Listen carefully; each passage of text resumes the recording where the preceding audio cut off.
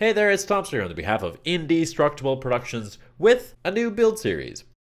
This time around, we're going to be focusing on the build of Icarus and Daedalus, the first two prototype guitars from IP. Now, this is going to be a bit different than other build videos. Instead of just building one guitar at a time, I'm going to be doing two. So the whole point of this video series is to kind of show how to efficiently work on two guitars at once. The whole process started off with me working on Cheeky. Now, this was a concept that Jay and I had had for many years. It's just trying to see what kind of guitar we could make out of the materials that we had at hand at the time. Once I had the body glued up, I started working on Icarus. So this is me basically cutting up some more birch for the Icarus body. And what you might already notice is that the body for Cheeky, which is the one here on the right, is full of all kinds of knots and stuff. That was kind of the whole point. Try and make it a little bit more raw. Meanwhile, for Icarus, I have this very clean looking birch, which fit the concept very well. So now, while I still have the bandsaw running, I'm just going to rough cut up the body for Cheeky, just to make the same size as the top blank that I actually have for it.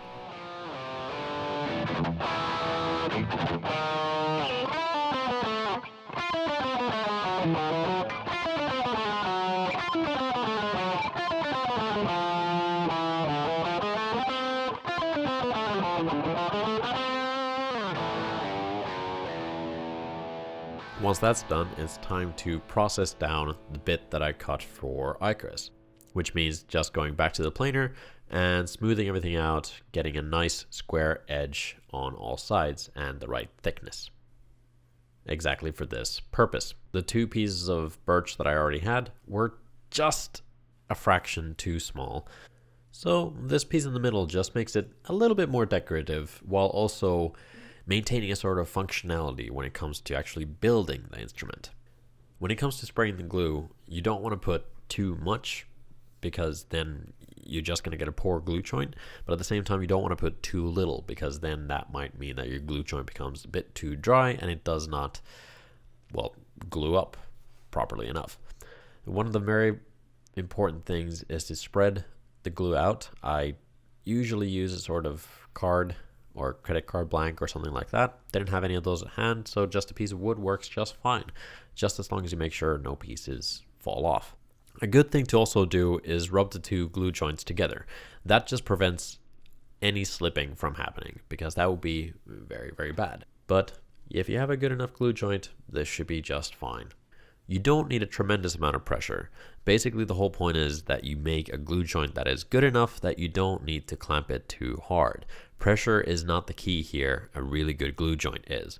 So once you've done with the planer, you should use a hand plane just to hit the edge a couple of times over to get the perfect glue joint.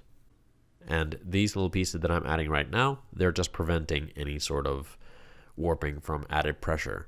Definitely not a must, but something that does help for sure. Just make sure that the pieces that you clamp on do have some sort of tape, just so that you don't glue them to your body, because that would just be a little bit of a hassle.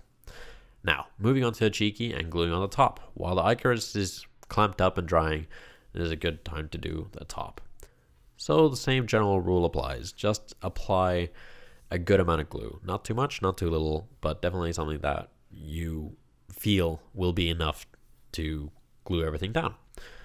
So once again, don't need a hell of a lot of pressure on this, just enough to kind of hold things in place. I usually put a couple of clamps down just to make sure that the top doesn't slip, and then I move around and clamp up all the rest. Really, the main thing when gluing up a top is that you have an even amount of pressure all around. What I usually tend to do is start from the middle and then work my way to the edge. That way I'm applying pressure from the middle outward, which means that it should just stay fairly even all the way around. Another very, very important thing to keep in mind is before you start gluing up a top, make sure you have enough clamps, because if you don't have enough and you have to run around rummaging around, the glue is curing all the time, so you're losing time, you're wasting time. Always check before doing anything. Speaking of checking, it's always good to measure, measure, and then make your cut. For instance, right now, I'm about to cut up pieces for the neck planks, and I want them to be all the same dimensions. So I set up the bandsaw with a fence, making sure that each cut will be the exact same. Very important, just before you start cutting away, do a small cut and then make sure they actually have the right size. Then that way you can do any sort of small adjustments and then make sure you have the right cut before continuing onwards.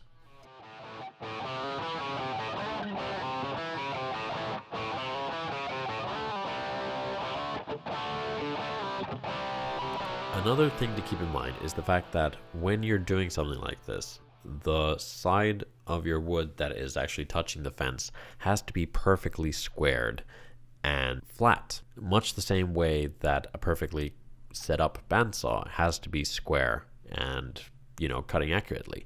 If you don't do your part setting up both of these things, your cuts are not going to be anywhere near accurate, and it's going to cause you a whole lot of trouble down the line. So, fun fact about these pieces of mahogany that I'm using for the necks. They actually were supposed to be used for skirting boards. They're extremely dry, have been drying out for a very long time, tough as nails, and, well, it was what I had lying at hand, which was kind of the whole point of this concept and these two guitars. Make a guitar out of things you had lying around and see how good you can make it. Now, I'm doing prototyping in a very different way than most people would. Most people would do prototypes out of MDF or plywood or, what have you. I don't see the point in doing that because I would much rather make a proper instrument just to get a completely good feel out of it. Because if I make something out of MDF, but of course I'm not going to put strings or electronics or anything on that, I don't know how it's going to actually play. I would much rather make a finished instrument and then from there figure out what I'm going to do with the next ones and the next iterations.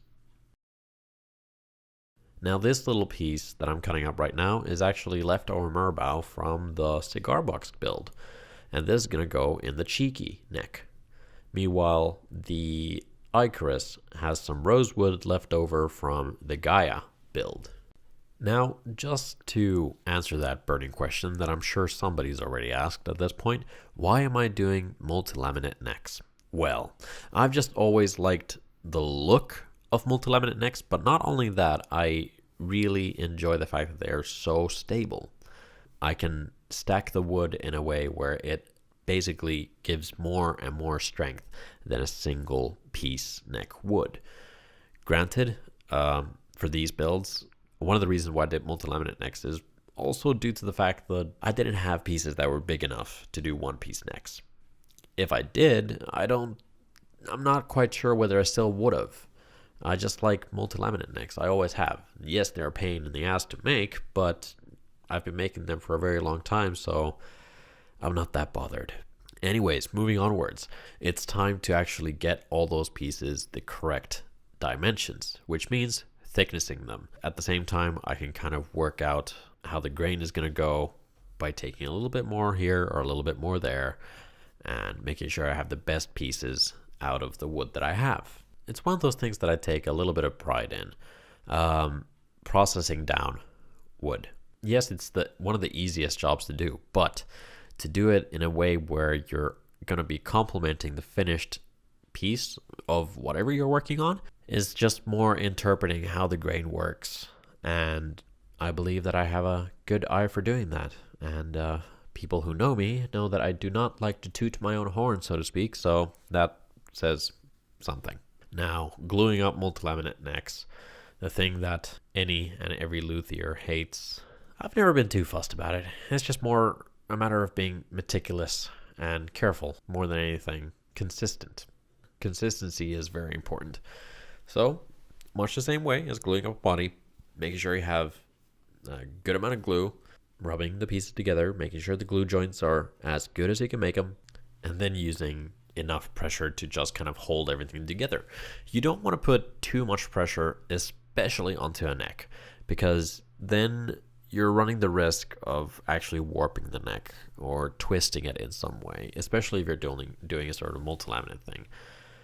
It's tedious, but if you just pay attention and make sure you're completely aware of what you're doing at all times, you should be just fine.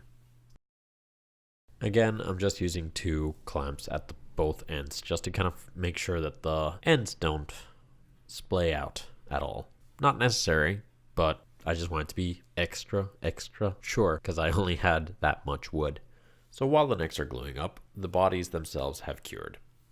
And it's time to process them down a little bit further. First things first is making sure that I have them planed nice and flat again.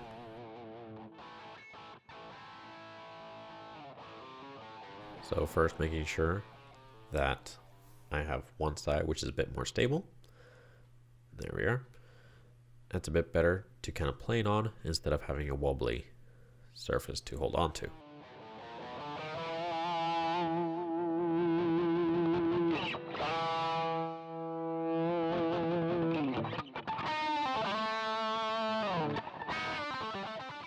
The important thing when using a planer is keep your fingers as close together as possible so that you don't run the risk of getting them hooked into anything or, worst case scenario, chopped off or turned into mulch. That would be kind of bad. You need your fingers to build guitars. And moving on to the thicknesser. So once I actually have a flat surface on one side of the body blank, I check what thickness it is currently, adjust the thicknesser accordingly, and then start taking away until I get to the thickness that I'm trying to go for. Now this is the Icarus body, so it's going to be a good bit thinner than the Cheeky. It's not going to be as bulky because it will still get a fairly big top onto it.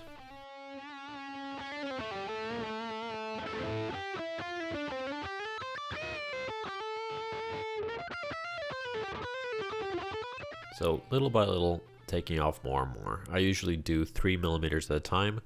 That's usually a good way to go about it. And sometimes the wood needs a little bit of a push. As you saw previously, I give it a little bit of a nudge. That tends to happen sometimes if you have a older thicknesser that you're working with. Then trimming it up with the bandsaw. Just taking away all the excess material just to make gluing up the top that little bit easier. One of the main things whenever gluing up tops and stuff like that is to make sure that you have a center line to go with. That's the most important part. Not so much the amount of body you have around. Personally, I actually enjoy the fact of having the body almost completely ready and shaped up before putting the top on. Just makes it easier when you're routing off all the excess, so it's flush with the already finished body shape. It just makes it a little bit easier. I mean, it doesn't really matter which way you work around it. The best thing to do in cases like this is just to go with what you feel is the most comfortable for you and the way that you work. And when it comes to bandsaw safety, it's just more a matter of don't put your fingers in the blade. Personally, I feel the bandsaw is one of the safest machines that you can really work on. I love these things. If you're not used to bandsaws, it can be a little intimidating at first, but frankly, once you start cutting, you start understanding how the blade cuts and how it works. And from there, it's just a piece of cake. Now, gluing up the top for Icarus. It's exactly the same process as gluing up the top for Cheeky. It does not differ in any way. I mean, why would it?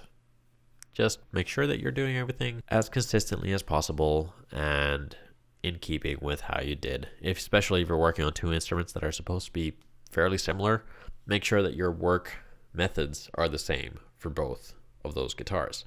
This just ensures that the quality of your work is the same on both instruments, which is definitely key if you're planning on doing a sort of production line of things. You have to be consistent above all things.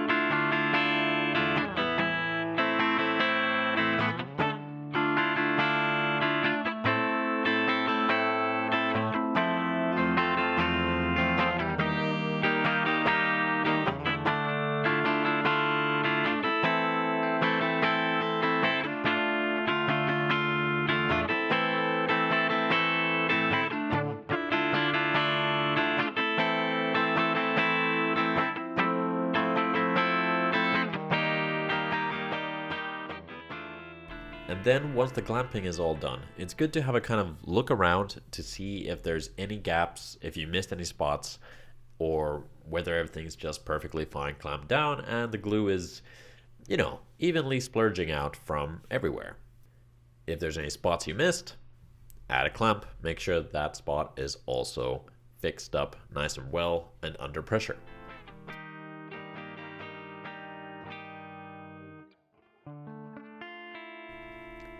Now fast forwarding a bit, the glue has set on everything that I've been working on, so it's time to bandsaw the body shape out. I mean, at this point, it's only going to be rough cutting out the shape. Usually after this process, you would go to a router table and then use a bearing cutter and a template to get your final shape. Or alternatively, you can use bobbin sanders and things like that to get your final shape if you're doing a one-off instrument. If you're working a sort of production line, for example, then it's very important that you actually use templates and bearing cutters on router tables. Now, guitar body shapes, they're usually fairly curvy. So the best possible option you can actually have is the narrowest blade on your bandsaw as possible, because then you can do all the tight corners very easily. If you have a very wide blade, then you're going to be going back and forth, cutting little by little sort of way, which is fairly inefficient. So if you have a narrow blade, it's much more efficient and so much faster and just a general joy to cut things out.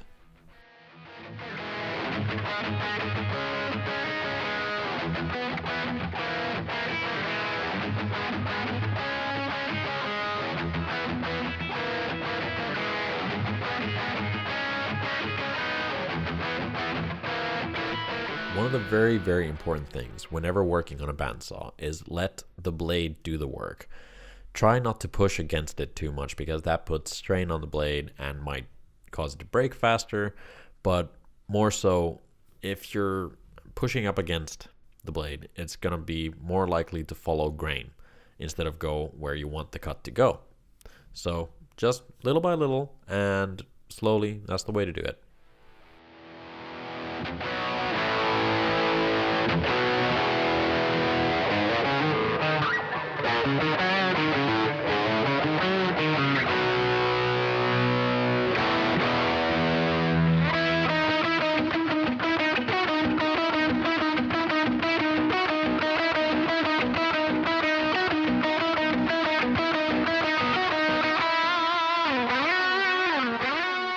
As you've seen in most of these bandsaw clips, you can tell I'm only kind of pushing with my fingers instead of actually putting force or anything like that onto the piece. I'm not trying to push with all my strength. I'm literally just moving the piece that I'm working on with my fingers, so the blade is doing all of the work.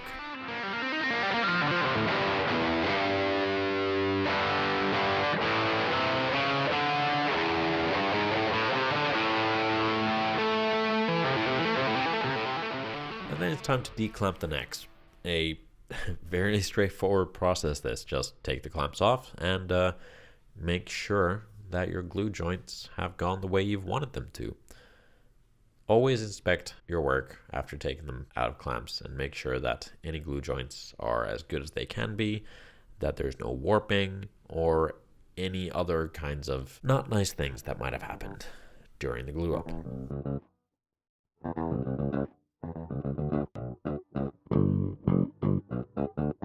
Then much the same way, boom, remove the clamps from the body. Very much the same way, take off all the clamps and then make sure that it has glued up the way you wanted it to. There's not much else to it.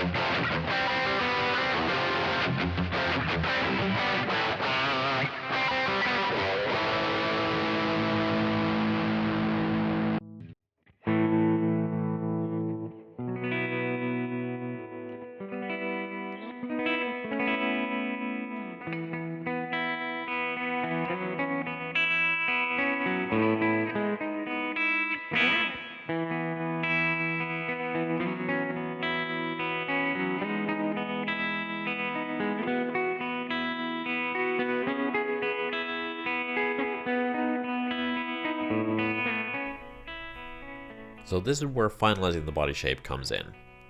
At this point, I'm going to be figuring out where my center line is, putting on the template, drawing around, trying to figure out exactly how I can get the best looking grain out of the piece of wood that I'm working on. And that also includes with pieces of wood like this where you have knots and branches and stuff like that. This is the part where you kind of start to avoid those sort of pieces and finding what is going to be the grain pattern that best complements your work.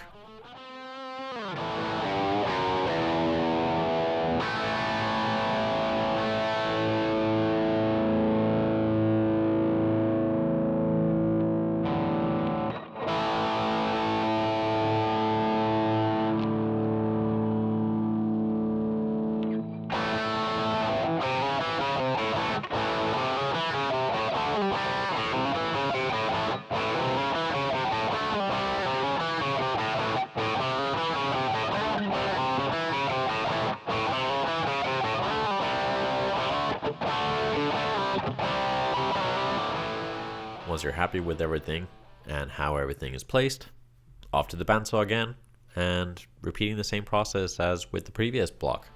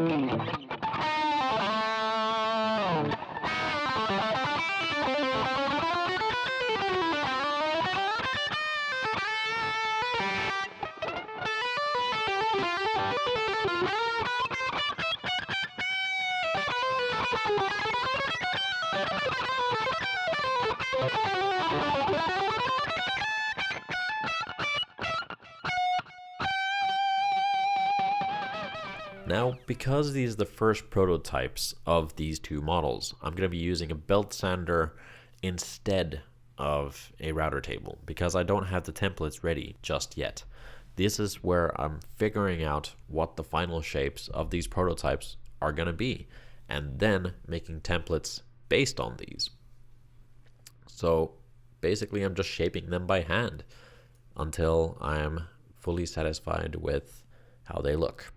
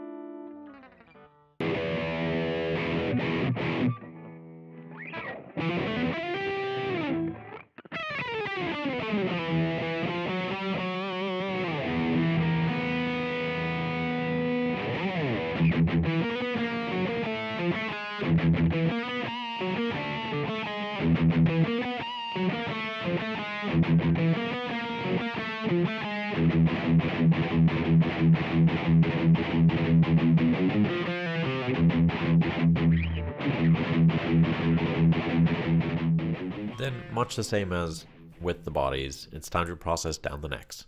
So first things first, of course, now that they have been glued up and they're multilaminates, they're not going to be all that even or straight. So the first thing to do is go back to the planer and get them flattened out on one side, then going on to the thicknesser and thicknessing them to the right thickness, or working thickness, I should say.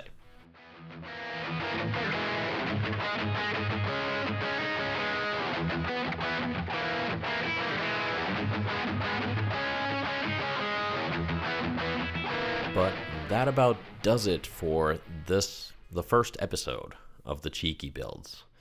I call them the cheeky twins because essentially that's what they are. But hey, I thank you again for watching. Be sure to hit that like button and subscribe to see more content every single week. I have a feeling that this new format is going to be really fun. Let me know what you think. I'm trying to put a good bit more effort into these videos. I want to know if you like this longer format or whether I should go back to doing smaller segments or what have you. Any comments, much appreciated. So hit that like button, subscribe to see more, and yeah, I will see you guys next week. Bye bye.